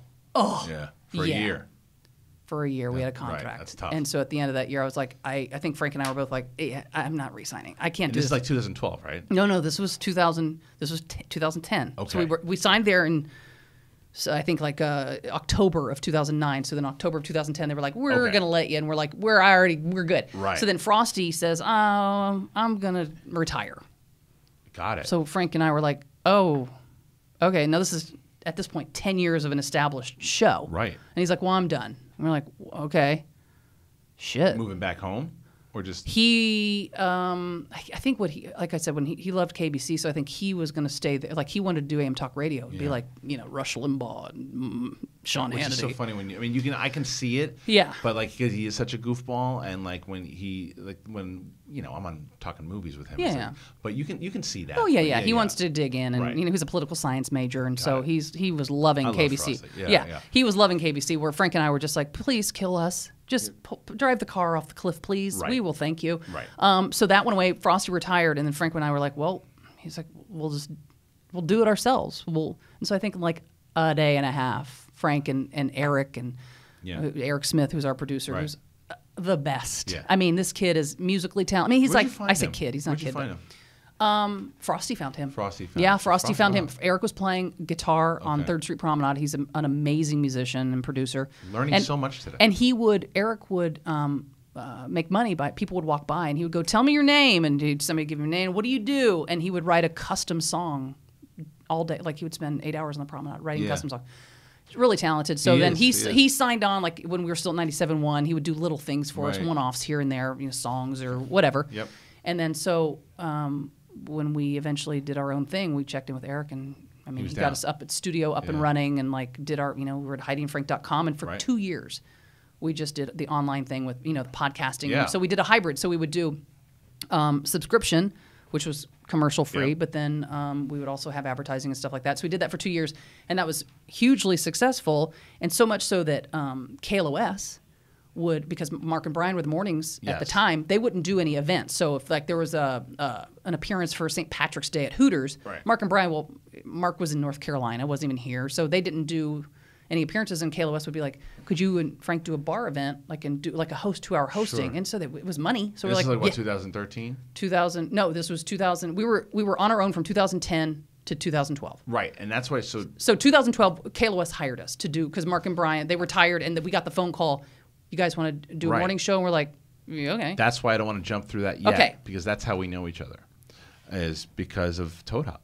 Oh, right. Because yes. so for those who don't know, is that so Frank, who we've been talking about, Frank Kramer here, was the founder of the Toad Hop Network. Mm-hmm. Toad Hop is a little town in Indiana, so that's where that was. Yeah, so didn't know that. He named it Toad Hop as a little tip of the hat to where his roots. Yeah, and I didn't know what I mean. I think Frank is brilliant. I think he's got I gotta think go. I think Bye. he's brilliant. I'm sorry. I think I think he's brilliant. I think he's one of these. I think you're brilliant. But I think Frank is so clever. I think Frank could have done stand-up comedy if he wanted to. Yeah. But Frank's also got a good business head for himself, right? And I didn't know what to make of him at first because there was this kind of war that was going on when we started between. It was when you guys were at the John Lovitz Club. Yeah, well, It switched over to this thing. It was like, right. So we did it out of Frank had a house and there was like I guess it was a guest house or a garage, and it shifted, and we right. turned it into a studio, Yes. and that was where, and then we got an offer to go down to John Lovitz John Theater. Lovitz, right. And we had a studio and that's there. where we met. Okay, yeah, right, then right. we met there, and we were doing because we would be on right after you guys. That's The right. Schmo Show was on Thursdays. Thursdays. It was Yeah. right after you guys. So because I remember you looking at like, who the hell are these guys? Yeah. And then that split happened where then you went over to the one on Hollywood Boulevard. WeWork. Yeah. Which was where the Schmo Show grew. That's where the Schmo Show became. I liked that little space. I That was loved cool. that space. Yeah. That was, and our audience still says that the Toad Hop network for the Schmoes era was the best that Oh, we've had that's so nice. far. But that was when you guys started to get. That's when you got the gig with KLO. That's right. Yeah. So we were, I mean, they were kind of like, there were rumors, and like our Yeah. agent would reach out and go, yeah, we're not sure. Mark and Brian are going to, and we would do these events for them, these Yeah. bar nights, and then we Yeah. would pack the place, and they'd be like, what the hell? Right. Just from being online, and because we have such a loyal following. I Yep. mean, they kept us afloat. And it They was got us the during gig. podcast boom too. Is that Got us podcast? the gig. Yeah. I mean, that- they show. I mean, that's the thing about our fans is that they buy what we tell them to buy. They show up where we. I mean, they trust you.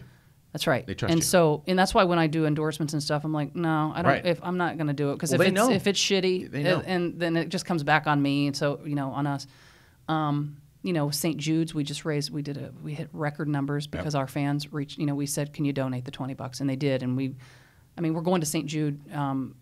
Here soon for a visit because they Yeah. want to show us, they want to like celebrate us from what we did. So that's all the fans. That's the fans going, we love you guys and we'll follow you anywhere, which they did. Right.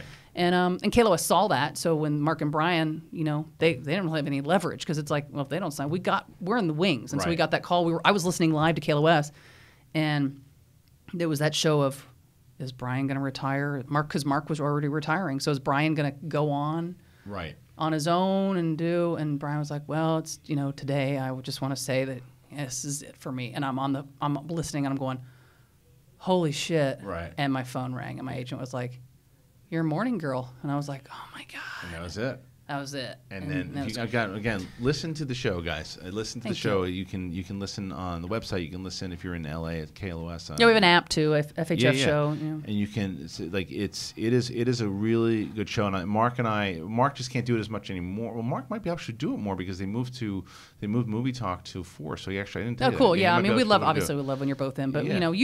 you fit in with us perfectly because Yeah. you're just a goofball and you get it, and and you know your stuff. Yeah, music. and it's I mean, it's with movies. because it's what you guys do is the kind of show that we do on Schmoes. It's Right. like it's the personalities. You'll bring people on, like Yeah. you said. It's gloves off. and, Right. like, how you don't go more into Sammy's dating life, I have no idea. Though you got to really. I mean, She's a tough one. She's a tough one. She's so, and it's always the little. She's I think 4'11". I mean, she's Yeah. teeny tiny. She's 101 pound. right. And she knows she's On hot. a heavy And day. she knows she's hot. That's the Yeah, dangerous but, thing. former cheerleader, but she's really good at her job. Like Yes, she because is. a lot of people like if you don't know on live radio, phone screening is vital. Oh, hell yeah. It's got to be fast. Yeah. We change gears, switch gears. You got to. People still curse and They stuff. they Yeah, curse yeah. or they got a bad phone. Like and you're like, okay. Can't believe you're cursing, fucking idiots. Yeah. So I mean, she's so good at her job and all of that. But yeah, I mean, it's the little ones that are just feisty. Like, No, she's great. Look, Sammy's my. but it's going to take a special man. She really is. It's going to take a very special man, and he's out there. She's feisty. She's very She's feisty. but she's but she is someone. She's always the one for me that like she's my point person. Right, of course. So yeah. so her and I get along very well. But I'm just like I was telling you too. I can read her. I dated girls like her in college, so it's Right. like I always know when she hasn't had her fucking coffee because she's a miserable person to be around. But when I see I'm like, you've had your coffee. And she's like, hey, she's like doing flips down the hallway. That's right, yeah. But like, Handspring. but I love the way that you guys can just incorporate everything going on in your lives, and especially because it was the Heidi and Frank show when you went back, because Frosty's retired. Well, yeah. Oh, yeah. So How that's does right. Frosty So come he back? retired. Yeah. So then Frank and I were on our own for 6 years. Yeah. 5 years, something like something that. like that, Something yeah. like that. And so I'll be honest, when they were like, thinking, maybe Frosty's circling back and wants to kind of do his thing and misses what you guys used to do, and I was like, no. Really? Yeah, I done told that. everybody no. Did you get along with him back in the No, day? we didn't really have a relationship. We had a work Yeah. relationship. I mean, Okay. we didn't hang out, but Frank and I don't either. I think it would be Right. impossible But you to do that. you were comfortable with Frank for these 5 years. No, but I now. think it was like I was comfortable with doing the Frosty and Frank show, and then when Frosty left, and that was just upheaval, and then Frank and I it was a bond Yeah. that happened because it's like we're back to back in a bar fight here. Right. It's you and me. Right. Like this is it. You got a family, mortgage payments. Like let's we take got the army. we got to and do build this. shit We up got to together. do Yeah. this. Yeah. So we did, and then Right. we got KLOS. We worked our asses off for those 2 years, like doing everything. I mean, I'm like sending out invoices to salespeople, and I'm So you going. got a little territorial. So it's like, okay, we did that. We were in the trenches. We made it. We Yeah. got hired by KLOS. Whew, now I've got be able to save some money and all that. Right. And I'm sure, for him too with the family. And then we were successful at KLOS, but it was always like, well, it'd be kind of nice if maybe a third, like the third voice. And I was like, no, we've got a groove going. And I got a little like, and I, was honest about that. I told everybody. Yeah.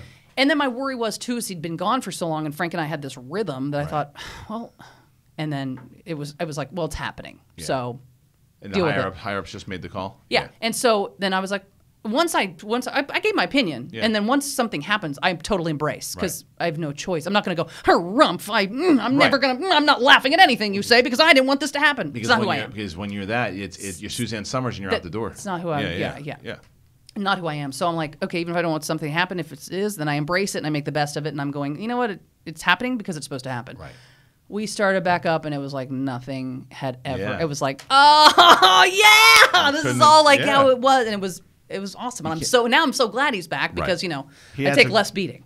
Right, well, it's Less of a true. beating. I'm like, oh, tap in. It's tap funny you in. say that too because Frank goes after everybody and That's right. Frank will go after you, but Yeah. then Frank can now switch and go right after Frosty. You're right, I'm like, cut me, which Mick. is- yeah. Oh it's, God! it's the truth. Go after Frosty for some, Well, and it- that's why that room. It's like if you're getting Yeah. beat on, and all of a sudden you spot somebody else. You're like, yeah, but his hair, Right. and then all of a sudden, okay, now they're on him. Like, okay, Yeah. I got a break. And that's why you guys work. Yeah, That's yeah, why yeah. you work. And so Right. It's No, been it's fun. super We have a successful. blast. As long as we're, allowed to be goofy and that's me. I just want to have fun. Yeah. The biggest compliment I can get from our fans is, I was in the car, like a 2-hour commute. I don't even care. Yeah. I don't even care if there's traffic. Like, I kind of hope there is so I can like listen to more Listen of to your the show. show. And I'm like, Yeah. wow. Makes getting up at 3:15 worth it. And it's an art right now too because there's so many podcasts Oh. out there and there's so much to listen to that Yeah. radio doesn't necessarily when people are in their car. It's like for people to go, no, I'm going to I know, KLOS, because man." it's so easy to hit that podcast app, and I listen. I mean, there are a lot Yeah, of of course. podcasts that I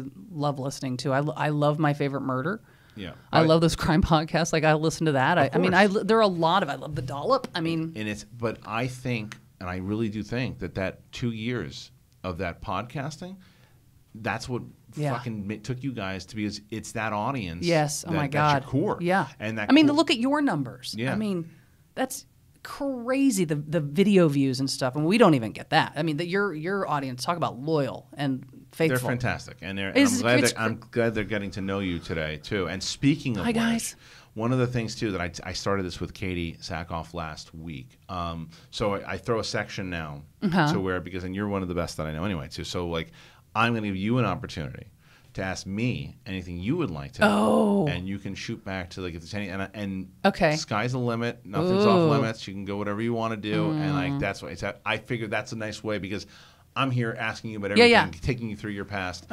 Only fair. Okay, so, boy, so much I want to know. But I'm going to Okay. start off first because I once asked you about when Mark Ellis was dating I don't know if he's dating somebody now, but his don't girl, believe so. who he shared the dog with and Yeah, everything, yeah, Molly yes, the dog, yeah, yes. right? I thought, wow, I think he might get engaged. And you were like, nah, Right. no, not going to happen. And then they broke up. No. Didn't you once say that about yourself? I definitely said that. Didn't you? about I mean, myself. Christian Well, Harloff, a young Christian Harloff, you tore through some people, some women. different though. Different. And you thought, I'm not getting married. Yes, but we have different. See, my buddy Josh McCouga, who Yes. Josh Yeah. McCouga was a guy that was very similar to me. Mm-hmm. Like when Josh and I met, he was pretty much me from years beforehand, and he was Just like he just would go. He was out to wherever have, the wind would take you. out to have fun. For me, and I was always honest Like I had a buddy who would like maneuver and tell women, no, I'm just seeing you. I'm doing that too. You never did that. It wasn't my style. Like, you know, I had. So if some girl said, "So are you seeing anyone else?" I had that happen to me. I was at the time. I don't care. And my wife knows the story. So anyway, so I was at the time. I was dating like 3 women at one point, and this girl who liked me, her name was Kim, and she we were sitting in the car one day, and she's like, we were gonna go back to my place. We were fooling around and stuff too. But she said to me, she goes, "Let me ask you, are you having sex with anyone else right now?" And I said, without blinking, yes. And she's like, "I appreciate the honesty, but I can't do it." And I said, "I understand." Yeah. And that was it. But we wound up hooking up years later. Of course, she just couldn't stay away. But the point is, I always felt the honesty to me was. I'd rather be honest straight off the bat because my buddy would get himself into some shit. Then it's more work. You're like, oh, I should have just said yes, and she would have left or whatever, and then it's fine. He told this one girl he was falling in love with her. He wasn't, and it was like, and all this, and I'm like, that is dangerous for so many different reasons. Yeah. 1, because it's not right to do to somebody. 2, it's like that is too much stress. Right. So, but to answer your question, Josh McCouga was someone who was just kind of doing the same thing that I was doing, and he's like, "I'm never getting married." Right. Never. I go, "Bullshit." Yeah. I go, "Dude, same thing." Ran into. He's like, "Nah, not doing it." I'm like, "You're gonna find the woman, and it's gonna happen." He's like, "Nope," and he's married. He's married. Yeah, he's married, and I because he found the right woman. His wife is wonderful. She's That's it. gorgeous. She's perfect for him. I mean, yeah, you look at a guy like, even George Clooney, and they're like, "Oh, I've confirmed." But he needed, yes, he had hot women, and listen, hot people, men or women, lots are of money. a dime a dozen. Right. It's that person that you're like, wow, like I want to have sex with you, but there's a difference of I want to have sex with you, and then after we have sex, I want to hang out, and like I want you to stay and like let's get something That's to the eat and difference. watch something and talk. And my wife is real, like straight up Yeah. real. Not that the women I dated in the past weren't, but there was just something like. There's a thing about real meaning she'll call you on your shit and not just go. Yeah, and I've certainly had women that have done that before. But I mean, there's something about she doesn't. It's like Where's she from? She's from here, which is crazy. Okay. And the thing is, like, we just had that conversation, and I told her, I was like, I think marriage is like the thing you sign on paper. It's You like, told your wife that while you were dating her. where we're dating, and she's like, Wow. well, I appreciate you saying that, but if that's your opinion, I'm out. Yeah, I'm not going to waste time. And then I had to tell myself, I'm like, do I want to let her go, or do I want to like say to myself, let me give this a shot? And I decided on giving it a shot. How long into the relationship did that happen? I was fighting it because like I said, I was just fixated on stand-up comedy and producing shit. So like relationship wasn't anything that I was. So you were sleeping with her. You No, weren't living together. No, not with her. With her, it was straight. Oh. It was straight up like I'm relationship material here, dude. Like it's like not. It's. I asked her the first thing I asked her. I was like, "Why don't you come to one of them? I just want to come see my set." And she's like, "No, take me out on a date." Right. And it's like because that would work for other girls. Like, oh, okay, then maybe we'll get like a drink after and go because bang. that's what I do. It was a Yeah. matter of come to the show and come hang out, and then we'll have a drink and we'll see what happens. That was because that's all I was looking for. Right. And then with her, it was like, "No, take me out." I'm like, "Okay." So then you go out. And then we go out. We have a great You conversation. kiss on the first date. Yeah, but that was Okay. really where it went. It wasn't. It was Okay. for. I mean, she's and I also knew eventually, as like even as we got further into the relationship, that she'd be a good mother. Right. Like and that's very important to me. Like if it was going to go down, because I didn't necessarily want kids, but I'm so glad that I do. My Right. kids are the apple of my It's eye. everything that people say that it is like life changing and only a thing- love like you don't even. Yeah. It's the most important thing. Okay, so when you go, this marriage is on Yeah. paper, and she says to you, "Well, then I'm not gonna waste my time." Right. How long from that moment to Switching around. you proposing? Proposing? It was about a year. Okay, so she was totally shocked by it. Like when you proposed. No. At that point, we had gone through because you know what? Did That's she not like true. dog your pages of like, this it ring's was 2 pretty? years. It was 2 years to where Yeah. I proposed. 2 years. From the time that from that first date. From that first. Well, then that wasn't even our first date when I said that conversation. That was probably like a month into it because. Okay. We were dating. I took her to my premiere of this TV show I produced. Right. Okay, that's good. That's aphrodisiac. It was good. Because she's like, oh. Yeah, but I blew it because because I was taking her around, I was showing her, then I produced this thing, and there was Yeah, so many that's people hot. that it was good for a bit. Yeah. I got into a discussion / argument with a friend of mine, Oh no. and we were in the back arguing for like an hour. at the Christian. show. Well, He- while she's He waiting. thought I was sleeping with his girlfriend, which I was not at all. That was again not my style. Uh-huh. But he had heard stuff, and I said, Not 100% not. It's like there was a thing that we had before they were dating a long time ago, and that was it. And we were sitting there for about an hour, but the girl I'm dating was there. So and then she was just like, that will never fucking happen again.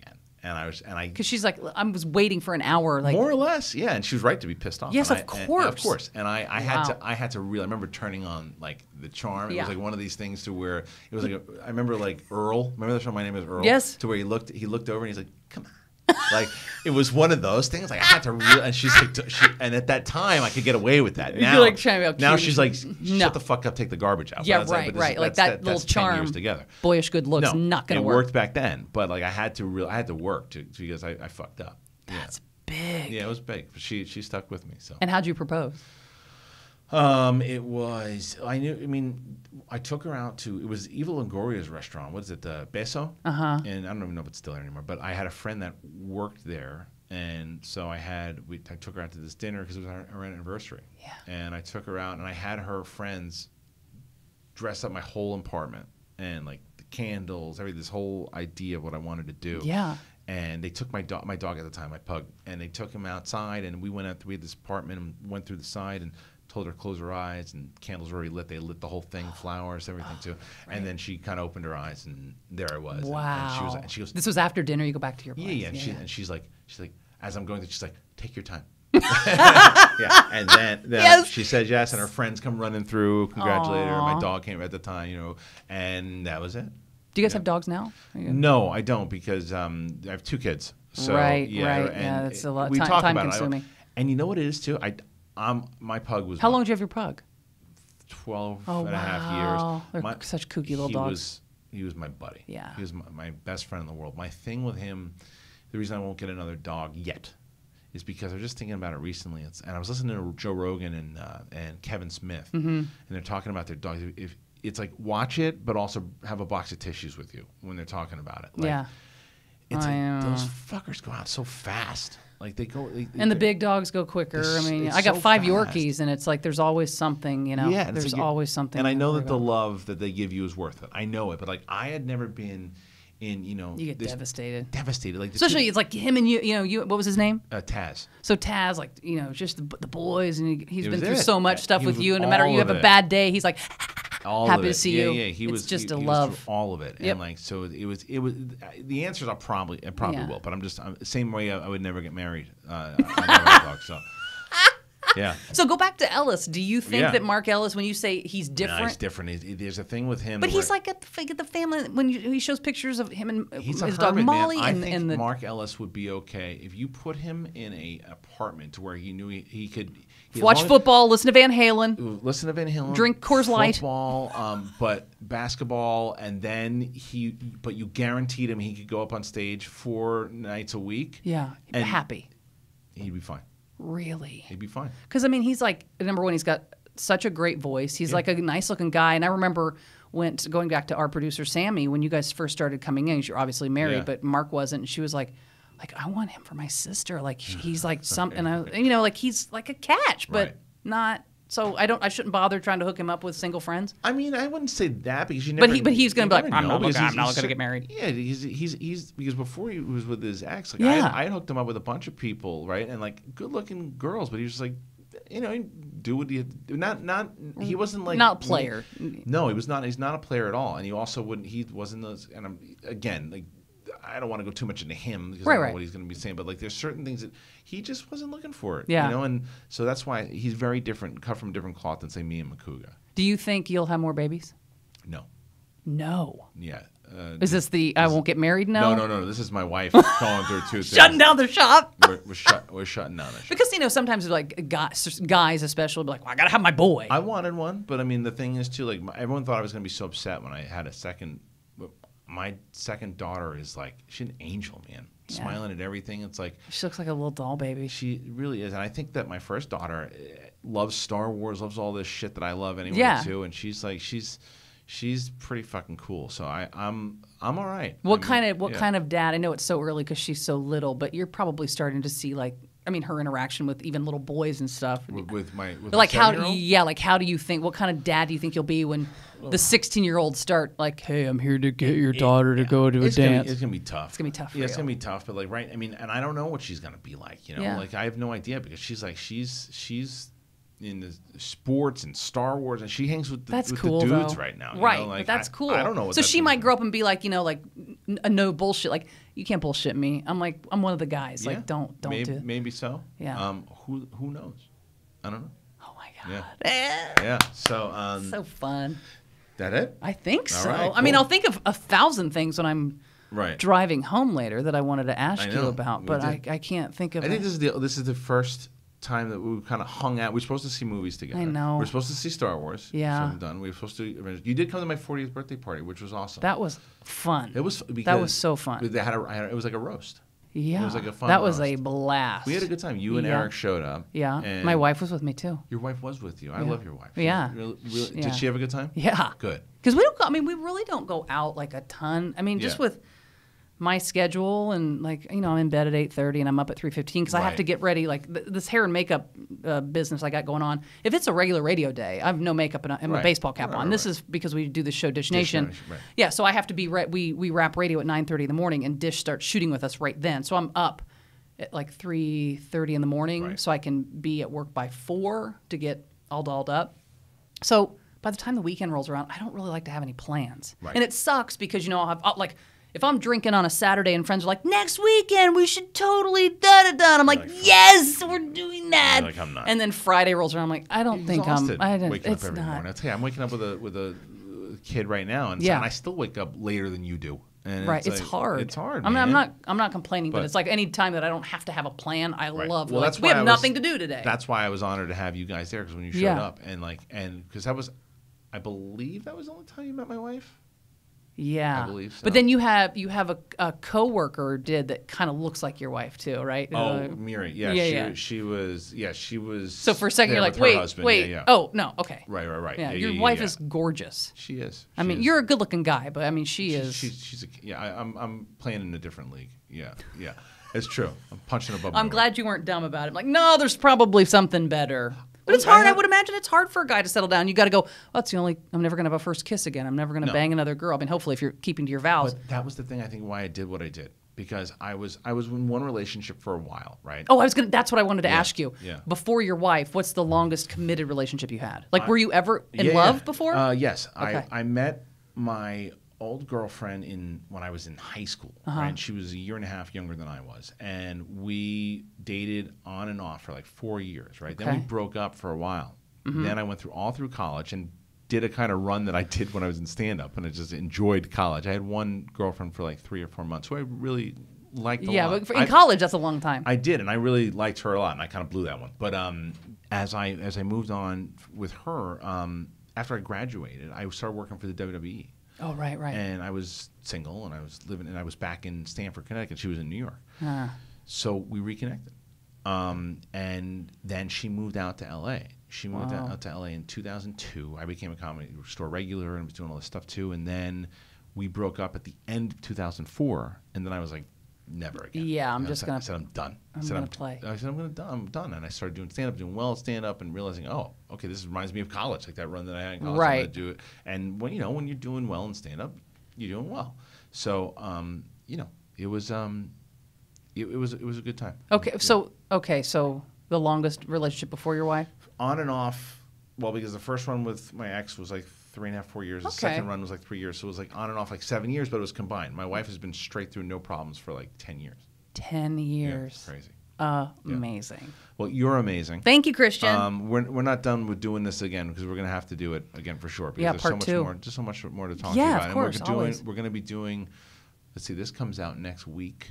So Okay. I can. So it's we're already- coming to it's you from already- the future. Well, it's already been announced. So Oh. Collider Live is the show that we're going to be doing. And when you're done with your show, when you have open time, you can just come in and pop in with me and Mark because there'll be more. Oh, I would love that. So let's do that. Yeah, there's so much more to talk about. Tell the people one more time where they can find you, the show, and all that stuff. Yep. So every single morning in Los Angeles, we're on 95.5 KLOS. We from I think it's 6 to 9:30 or something like that.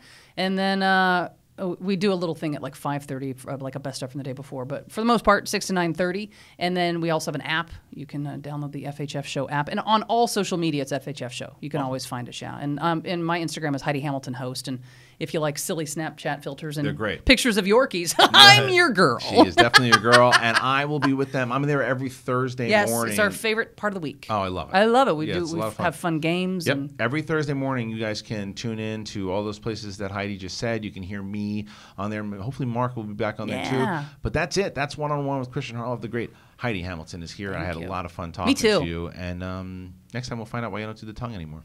oh, right. Yeah, I've got a story. All right.